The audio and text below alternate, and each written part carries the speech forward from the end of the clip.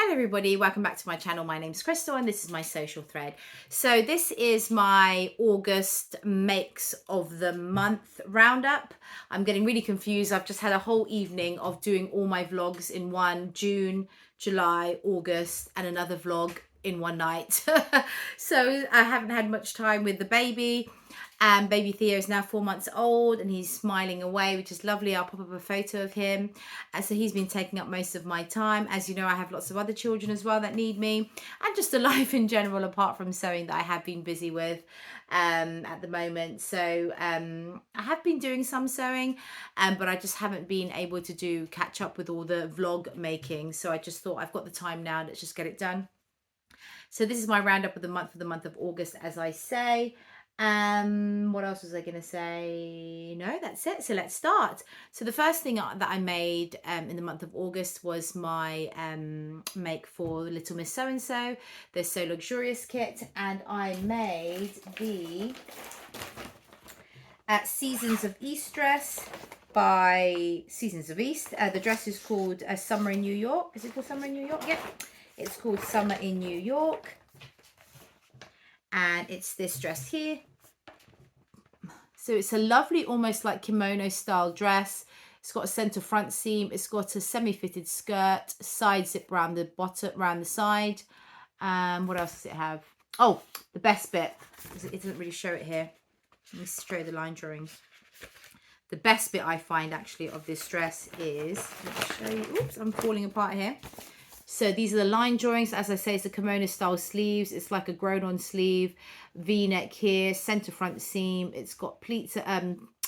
What are these called? They are called pleats. No, they're not. They're called, yeah, no, what are they called?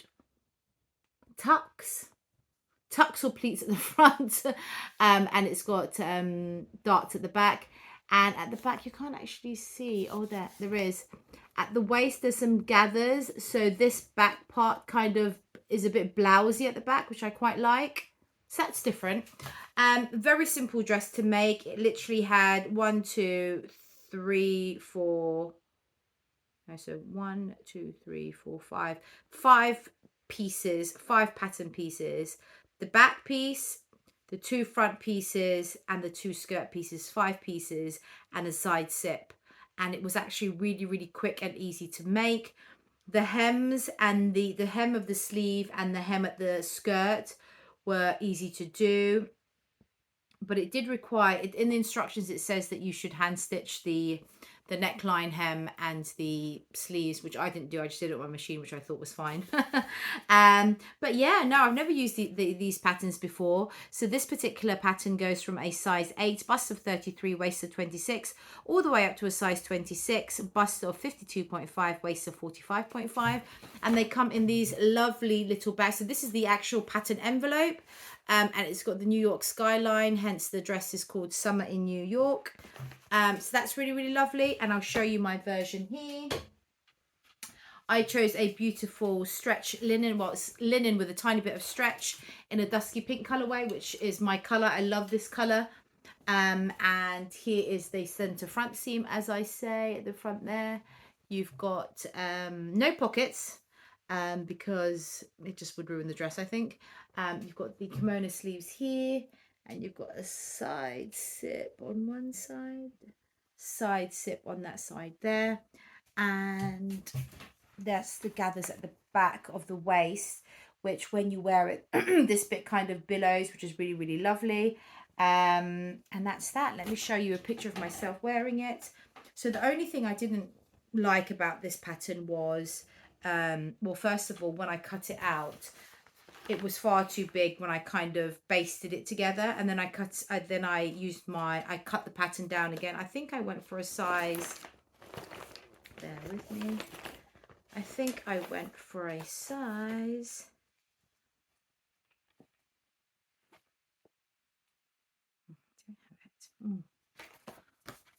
I think I went for a size, according to my bust, I went for a size 16, because I literally just had the baby. Well, when I say that, it was a couple of months after. I went for a size 16, and then when I basted it together, it was really, really big. So I undid the basting stitches and I cut the pattern pieces down to a size 14. And then when I tried it on, it was still fairly big. So I think in hindsight, if I was to make it again, I could do with like 12, like a 12. I could go to a 12, I think. But yeah, yeah, so the dress is still wearable, which is great. It is slightly loose at the waist, but it fits perfectly at the bust actually. So I could do the 14 bust and then the rest of the dress 12 if I was to make it again. So that's that. The only thing I wasn't too keen on were these things here. I think they are called tucks. What do they call them? So they're called yeah, but I find it. Ah, here you go. That's the dart to the back of the skirt.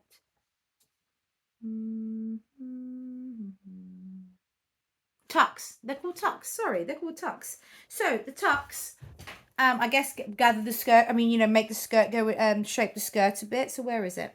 So the tuck is here, but I don't like how you just have this bit at the end. It's just a bit odd, because obviously with a tuck, it's just you just fold the two pieces of fabric together and you do a straight line. And so this kind of bit is kind of just open. Whilst if you had a dart, for example, which at the back you have darts, you know, it comes, you know, with the dart, you have a wider piece here and it narrows down and it's just have a lovely, you know, lovely finish pointy bit there, which is great. So I was just a bit like, didn't understand why they had tucks at the front and darts at the back when they could easily just have darts on both front and back, which I think would have provided a nicer shaping anyhow. So I just wasn't sure about that. If I was to make it again, I would just omit those tucks and turn them into darts, and also perhaps move them slightly further away from the middle of the garment. But apart from that, is really, really lovely. As I say, I've just stitched that down with my machine instead of hand stitching it, which turned out quite nice. And I'll show you pictures of myself wearing it.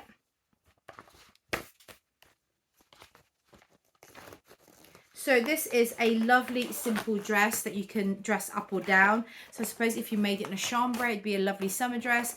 If you made it in like, you know, a viscose or a jacquard or something like that, you could really, really dress it up and make it a really, really elegant garment as well. And that's what I love about patterns, where you can dress things up or down depending on the fabric that you use. So that's one of those.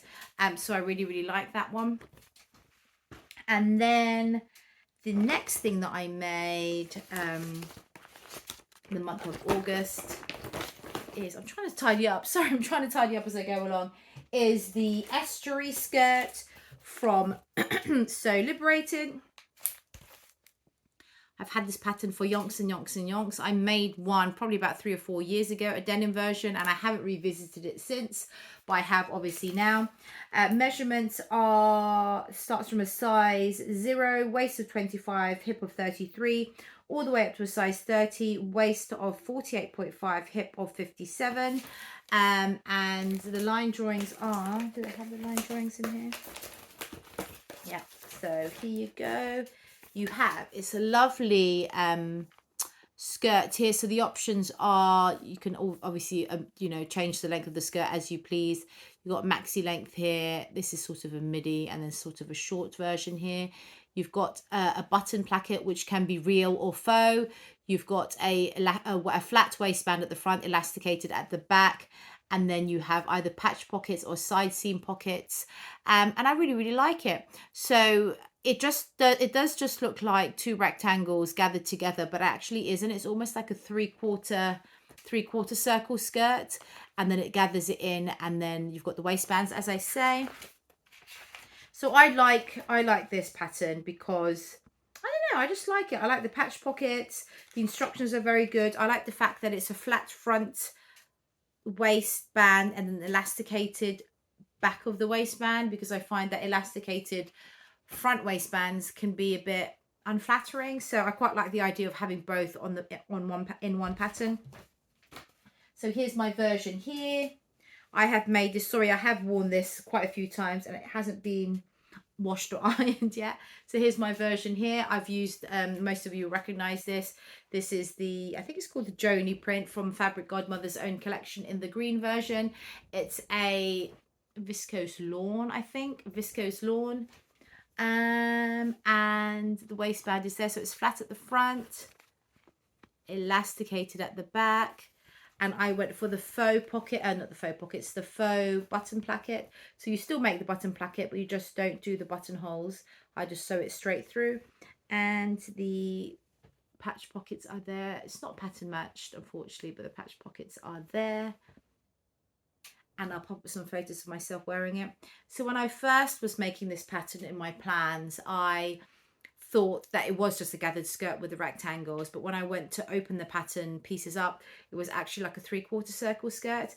And because the design of this fabric is vertical lines, I just didn't think that the 3/4 length, the 3/4 circle skirt would work because of the lines of the print. So what I decided to do for this particular version is I just cut out rectangles instead, so that the pattern was just vertical all the way through, and I think that worked out quite nicely. And then the other thing that I made, which was the other thing different that I made to my previous version, is I used a band roll. It's called band roll, BANROLL, and it's basically a stiff waistband interfacing. So it's kind of, if you can hear that, so it's kind of stiff. I mean, it still bends if you bend it, but I mean, it's stiffer. It's the stiffest interfacing that I have found or seen. And I think they normally use this at the bottom or for like pelmets and curtains, but this particular one is cut to size for a waistband. And I got it from the Social Studio, SEWCIAL. Sorry, excuse me, on Instagram. They're on Instagram. I found it through Instagram and I ordered it from them. They're the only place that actually do it, where you can order it by the meter. Everywhere else, I think you have to buy it at like 50-meter pieces, that sort of thing, or 50-meter rolls. So this is really great. And they advertise this as a no crease, no crush waistband, which I think is great, because for some of these skirts, sometimes over time the waistband does like crush and it's just not very nice, but this keeps it nice and straight. And I quite like that. And it's nice and rigid as well, but it's not uncomfortable or anything. So definitely I'm using this for all of my waistbands from now on. So that's great. And then I do have a couple more Estuary skirts planned, and they're made from dresses that didn't go well or didn't go to plan, and I would just never wear the dresses, so I've just cut off the bodices and reused the skirt pieces and just added waistbands and patch pockets. So they're just sort of things that are in my project folders ready to be done as soon as I have more free time. So that's that make there. Lovely and vibrant. I did buy 3 meters of this fabric thinking that I could get away with making a dress for myself, but I think the pattern, not the pattern, the colors are a bit too bright for myself, and I think a whole dress might be a bit ghastly on me, but a skirt works really well. And then the next thing that I made was my project for Jenny Stitches, who I am a brand ambassador to. I am one of her vloggers, and this time round I decided to make the Victory Sophia dress. So this is a sheared dress, and I wanted to do a pattern that had shearing in it, because as I say in my previous vlog, when I was making the Tilly and the Buttons Mabel dress, I did do the shearing in the end, but it just wasn't satisfactory. It wasn't up to scratch, as it were, because the shearing just wasn't tight enough. It wasn't sheared enough, and so that particular dress isn't a nice fit at the waist, because it's just not shrinked enough, sheared enough. But with my this particular dress, I did watch several YouTube videos. I watched the Stitch Sisters when they talk about shearing, and that was actually the vlog that made me realize how to use my machine. So before, I was changing all the different settings, all the different stitch lengths, the tension lengths, all that sort of thing, and all I had to do really was just use a slightly longer stitch length. So I use a 4, so normally it's a 2.5 on my machine. I used a 4 stitch length. Everything else was the same, but the main thing that I had to do was, when I was inserting my bobbin in the bobbin area and pulling the elastic thread through, there's like I don't know what it's called. It's like a little hoop thing. I'll pop up a photo, but it just needs to be pulled through and tugged quite tightly to make sure it's in that groove, and then the thread is dispensed properly for the shearing purposes. And also, so I'll pop a picture there. And also when I put the fabric through, I tend to put my finger behind the presser foot, and I allow the fabric to bunch in front of my finger and behind the presser foot for a while until it gets too much. Then I take my finger off and I do it again, and that just allows the fabric to bunch up a lot more. And I found that was useful before I knew how to shear properly. Now I think maybe it does add a bit more, but it's not necessary now that I know how to shear properly. So that's that. The Victory Sophia pattern is this one here. So it's a sheared bodice here, and I'll show you the line drawings. Here you go. So it's your typical summer dress for 2023, billowy sleeves, sheared bodice and flowy skirt. So for this particular pattern, you can do the dress version, you can do a crop top version and a peplum top as well.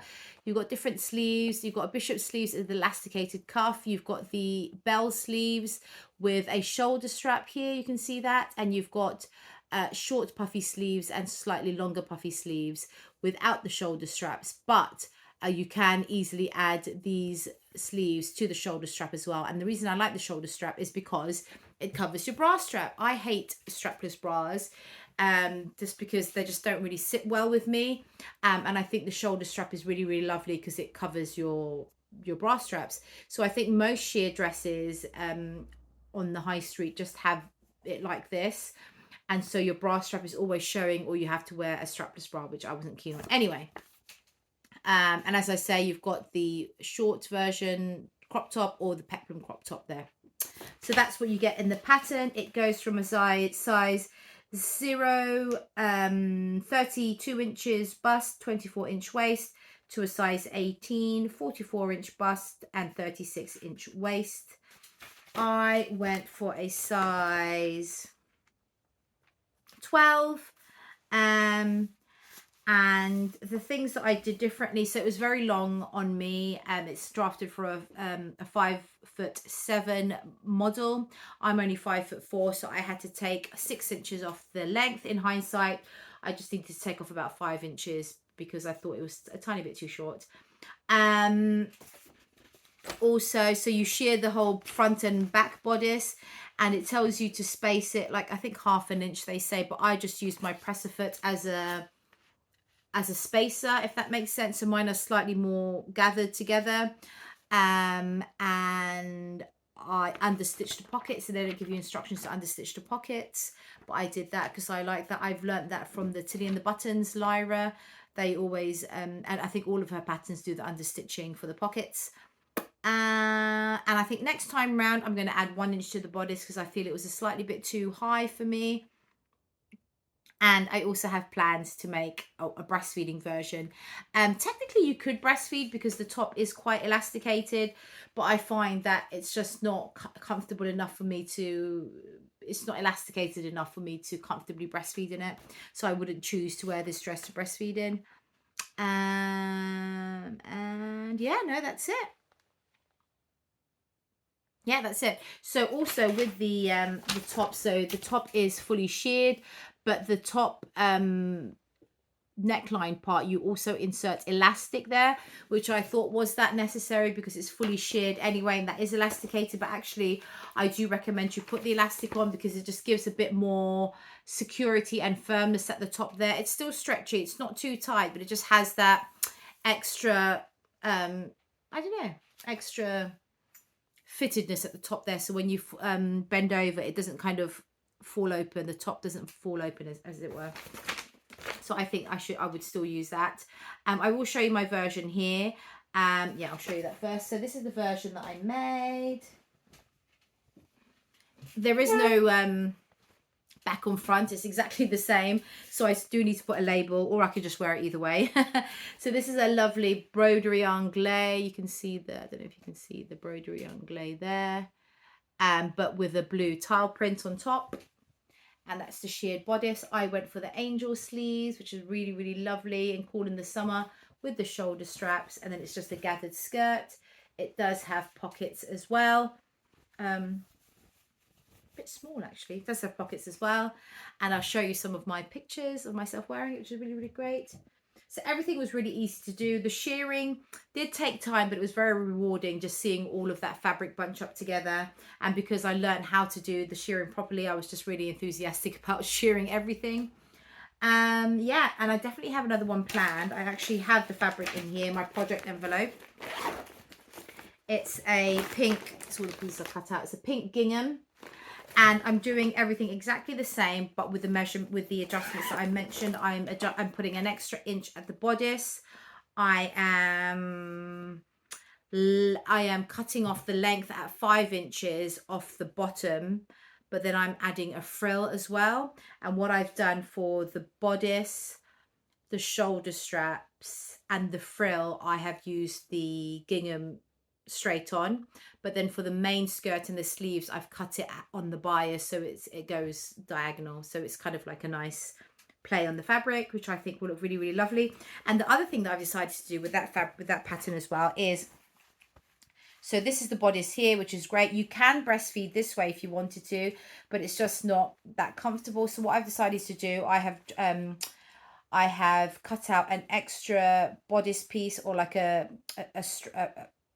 strip of fabric here that will just sit under my bust, which I'm going to shear as well. So I'm going to add that to the side seams, and then this front bodice here it will be finished off here. It won't attach to the skirt, and so I'll be able to lift the bodice up, and I'll still have the bottom panel, elasticated panel underneath, so covering my midriff area, and I'll be able to breastfeed that way. So hopefully I'll be able to show you that next month once I finish that.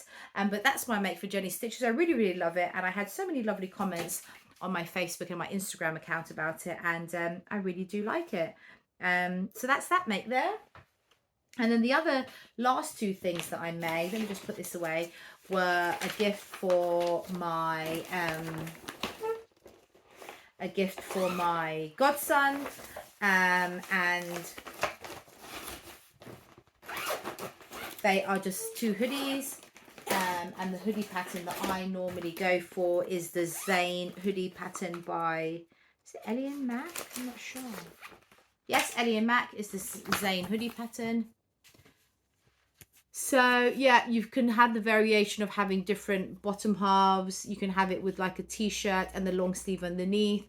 I just went for the straight hoodie version. I didn't even put a pocket in it, but I played around with some of the fabric that I had, just different placements and things. So this goes up from a size 12 to 18 months all the way up to a size 14, age 14.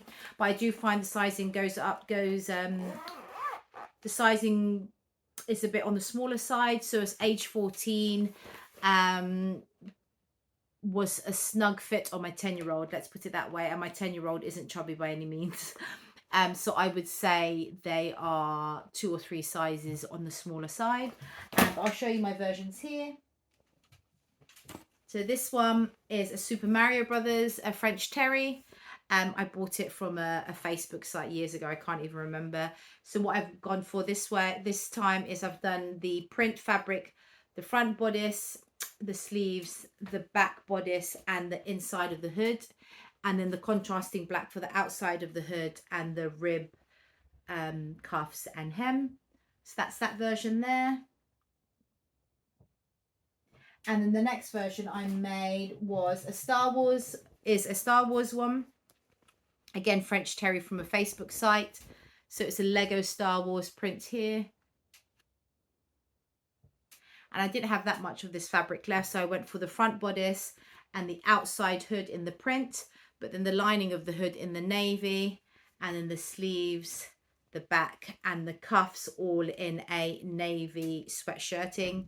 So that's that version there, and that's a present for my godson, who I am going to see on the weekend as we are planning a trip to London. What I also failed to mention was I did make some other presents for people in like July and June, which I forgot to put in that vlog, so I might as well tell you here. I made 2 Tabitha t-shirt dresses for my goddaughters. The first one here is in a yellow lemon print from Art Gallery Fabrics. And then the other one is a blue kind of animal print from First for Fabrics. Tabitha t-shirt dress. I love it. It's in the Let's Make It Simple Tabitha Tilly and the Buttons book. Basically, it's just a t-shirt, and then they give you instructions to draft the skirt, join the two together, put a drawstring in the middle, and you've got a lovely drawstring dress. So I've made quite a few of those. I think I've made 4 or 5 for myself and a couple for my daughters, and then these 2 as well for my goddaughters. I've also made a couple of rompers, 3 rompers for my other godson. Is he my godson? Yes, for my other godson. And I'll pop up some photos here with various French terries and ribbings in my stash. Most of them are from like Little Legs fabrics, I believe, or jelly fabrics. And then I made a couple of bigger children's romper for my other goddaughter in some girly fabrics, florals, again from jelly or Little Legs fabrics. And that is just the romper by Pooperita, I think. Pooperita. I'll pop up a picture if I can find it. And that's it. That's everything I have to show you. Hopefully you did enjoy that.